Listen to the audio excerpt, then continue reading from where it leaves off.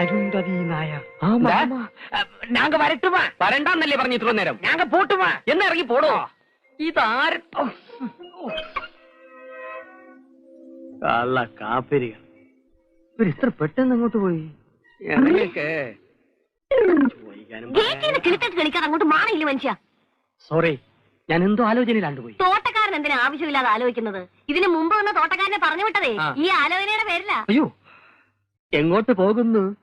അതൊരു തോട്ടക്കാരൻ അറിയേണ്ട കാര്യമില്ല. കാലം അത്ര നല്ലതല്ല.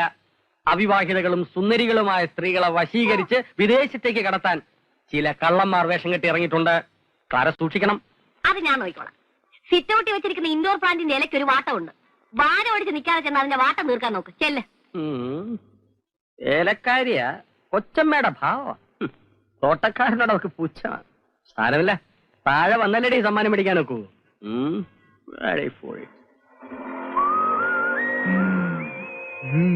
വാ, നമുക്ക് പിന്തുടരാം. എടാ, അവളെ കണ്ടിട്ട് ഒറ്റ നോട്ടത്തിൽ നിനക്ക് എന്ത് തോന്നുന്നു? നല്ല ആലുവ കട്ട പോലെ ഉണ്ട്. തലയിൽ കളിമണ്ണ് മാത്രമുള്ള നിന്നോട് ചോദിച്ചാൽ എന്നെ വേണം പറയാൻ തെണ്ടി. താങ്ക്സ്. അവളിപ്പോ എങ്ങോട്ടാ പോകുന്നത്? മുമ്പോട്ട്.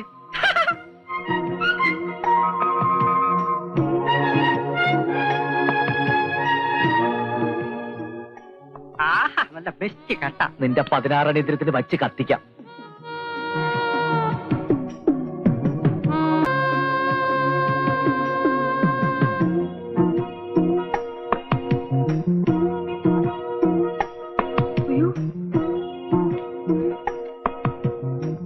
പിന്നെ മലയാളം സംസാരിക്കുന്ന 2 ലാടന്മാർ കുറെ നേരമായിട്ട് എന്നെ പുറകെ നടക്കുക. ആൾമാറാട്ടക്കാരാണെന്ന് തോന്നുന്നു. എവിടെ? അങ്ങനെ പോകാൻ വരട്ടെ. ഇന്ദ്രപ്രസ്ഥത്തിലെ സെർവന്റെ പിന്നാലെ കൂടിയിട്ട് കുറച്ചു നേരം ആയല്ലോ. എന്താ പ്രശ്നം? സർവന്റോ? അത് இந்த பொண்ணை குறிச்சு எங்களுக்கு ஒண்ணுமே தெரியாது. நாங்க புதுசா வந்த லாடேஷ். ஆமா, മലയാളത്തിൽ പറഞ്ഞാൽ മതി. അതെ, കേരളാവിൽ വന്നിട്ട് തമിഴ് പേശുന്നത് ശരിയല്ല. നിങ്ങളൊക്കെ ഞങ്ങളിങ്ങനെ സംശയത്തോടെ നോക്കുന്നത് എന്താണെന്ന് ഞങ്ങൾക്ക് മനസ്സിലായി. ലാടവേഷത്തിൽ വന്ന് കുട്ടികളെ തട്ടിക്കൊണ്ടുപോയി അവരുടെ കിഡ്നി എടുത്ത് കരിഞ്ചന്തയിൽ വൻവിലയ്ക്ക് വിൽക്കുന്ന ഒരു സംഘം ഇവിടെ പ്രവർത്തിക്കുന്നുണ്ടെന്ന് ഞങ്ങൾക്കറിയാം.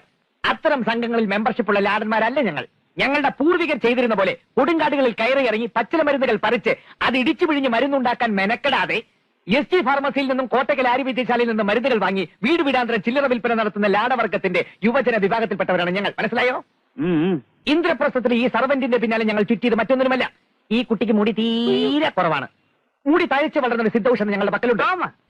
ആമത്തയിലും ചേർത്തുണ്ടാക്കിയ ഒരു അപൂർവം മരുന്ന്, അത് കൊടുക്കാനാണ് ഞങ്ങൾ ഈ കുട്ടിയുടെ പിന്നാലെ കൂടിയത്. നിങ്ങൾ പറയുന്നത് സത്യമാണോ?